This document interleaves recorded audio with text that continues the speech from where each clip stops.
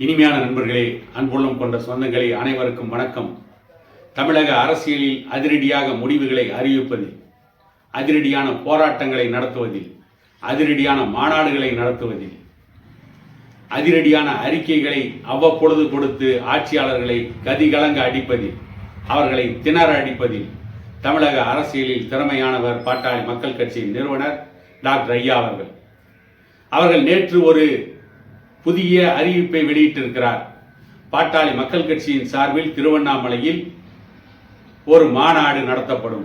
அந்த மாநாடு பாட்டாளி மக்கள் கட்சியின் இணை அமைப்பான உழவர் பேர் இயக்கத்தின் சார்பில் நடத்தப்படும். எப்படி கங்குவா திரைப்படத்திற்கு கொடுத்திருக்கின்ற புறமோவை போல வெறும் வார்த்தை ஜாலங்களையும் வெறும் அடுக்கு மொழிகளையும் பேசிவிட்டு செல்வதல்ல அந்த உழவர் மாநாட்டின் நோக்கம். அல்லது சமீபத்தில் விக்கிரவாண்டியிலே ஒரு மாநாட்டை நடத்தி ஒரு கட்சியை ஆரம்பித்து எழுதி கொடுத்ததை அச்சரம் பிசகாமல் வாசித்து விட்டு செல்வதல்ல திருவண்ணாமலை மாநாட்டின் நோக்கம். ஒரு மாநாட்டில் கொள்கை பிரகடனம் என்று சொல்லிவிட்டு தமிழ் தேசியம் திராவிடம் இரண்டும் இரண்டு கண்கள் என்று குழப்பிவிட்டு செய்த விஜய் செய்த அந்த வேலையைப் போல ஒரு மோசமான வேலையை செய்வதல்ல திருவண்ணாமலையில் உழவர் பேர் இயக்கத்தின் சார்பில் நடத்தப்படும் மாநாடு. கிட்டத்தட்ட தமிழகத்தின் அனைத்து அரசியல் கட்சிகளாலும் கைவிடப்பட்ட விவசாயிகள், விவசாயிகளுடைய வாழ்வாதாரத்தை பற்றி கவலைப்படாத அரசியல் கட்சிகள், அதுவும் தமிழகத்தை ஆள்கின்ற திமுக அரசுக்கு மதுபானங்களை விற்பனை செய்வதில் காட்டுகின்ற ஆர்வம், மதுபான கடைகளை திறப்பதிலே காட்டுகின்ற ஆர்வம், அதற்காக அவர்கள் கொடுக்கின்ற உழைப்பில் ஒரு சிறு பகுதியை கூட விவசாயிகளின் நீர் ஆதார தேவைக்காக செய்வதில்லை என்று தொடர்ந்து குற்றச்சாட்டுக்களை சொல்லிக்கொண்டே இருப்பவர் பாட்டாளி மக்கள் கட்சியின் நிறுவனர் டாக்டர் ஐயா மட்டும்தான்.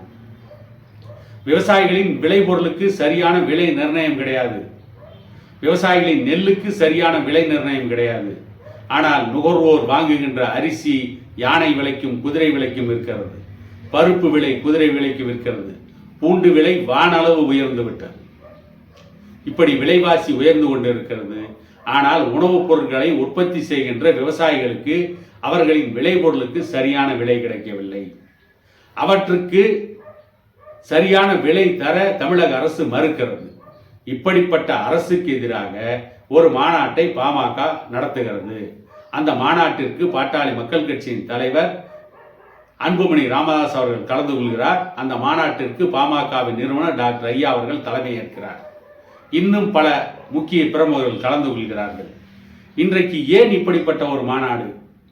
சினிமாக்காரர்களோடு கூத்தடிக்கின்ற திமுகவுடைய பல நிகழ்ச்சிகள், சினிமாவுடைய புரோமோ என்ற பெயரில் தமிழகத்திலே கூத்தடிக்கின்ற பல திரையுலகத்தை சார்ந்தவர்கள், ஒரு புதிய கட்சி ஆரம்பிக்கிறோம், மாநாடு நடத்துகிறோம் என்று சொல்லி ஒப்புக்கு சப்பான திட்டங்களை கூறிவிட்டு மக்கள் நலனை பற்றி கவலைப்படாமல், விவசாயிகளை பற்றி எந்த சித்தாந்த பார்வையும் இல்லாமல், தொழிலாளர்களை பற்றி எந்த பார்வையும் இல்லாமல், தமிழக முன்னேற்றத்தை பற்றி எந்த பார்வையும் இல்லாமல், கல்வி வேலைவாய்ப்பை பற்றி எந்த பார்வையும் இல்லாமல், சமூக நீதியை பற்றி எந்த பார்வையும் இல்லாமல், வெற்று அறிவிப்புகளை கொடுப்பதற்காக ஒரு கட்சி ஆரம்பித்த நடிகர்களின் கட்சி. இவற்றுக்கு மத்தியில் விவசாயிகளின் வாழ்வாதாரத்திற்காக திருவண்ணாமலையிலே ஒரு சிறப்பான மாநாட்டை பாட்டாளி மக்கள் கட்சி நடத்துகிறது. ஏன் திருவண்ணாமலையில் பாட்டாளி மக்கள் கட்சி மாநாடு நடத்துவதற்கு பாட்டாளி மக்கள் கட்சியின் நிறுவனர் டாக்டர் ஐயா அவர்கள் அந்த இடத்தை தேர்வு செய்தார்? திருவண்ணாமலை மாவட்டத்தின் செய்யாறு மேல்மா சிப்காட் அற்புதமான விவசாயிகளின் விளைநிலங்களை அபகரிக்க, அந்த விளைநிலங்களை அபகரித்து பெரும் முதலாளிகளுக்கு தொழில் நிறுவனங்கள் அமைப்பதற்கு அந்த விளைநிலத்தை குறைந்த விலைக்கு தமிழக அரசு தாரை வார்க்க முடிவு செய்கிறது. அது தொடர்ந்து போராட்டமாக அந்த பகுதியிலே நடத்தப்படுகிறது. அந்த போராட்டத்தை பெரிய அளவில் மக்கள் மத்தியிலே கொண்டு போய் சேர்த்ததும், அந்த போராட்டத்தை முன்னின்று நடத்தியதும் பாட்டாளி மக்கள் கட்சி தான். இன்றைக்கும் அந்த போராட்டம் தொடர்ந்து கொண்டிருக்கிறது. அந்த மேல்மா சிப்காட்டுக்கு நிலத்தை கொடுக்க முடியாது என்று விவசாயிகள் காத்திருப்பு போராட்டத்தை தொடர்ந்து நடத்தினார்கள். காத்திருப்பு போராட்டம் நடத்திய அந்த விவசாயிகளின் மீது பொய் வழக்கு போடப்பட்டு, அந்த போராட்டத்திற்கு தலைமை தாங்கிய விவசாய சங்க தலைவர்கள் மீது குண்டர் தடுப்பு சட்டத்தின் கீழெல்லாம் இந்த தமிழக அரசு வழக்கு பதிவு செய்தது. குண்டர் தடுப்பு சட்டத்தின் கீழ் அவர்களை கைது செய்து செல்லாது என்று நீதிமன்றம் அறிவித்து விடும் என்ற ஒரு சூழ்நிலை வருகின்ற பொழுது, அப்பொழுதுதான் அந்த விவசாய சங்க தலைவர் மீது போட்ட குண்டர் தடுப்பு சட்டத்தை இன்றைக்கு ஆளுகின்ற திமுக அரசு வாபஸ் வாங்குகிறது.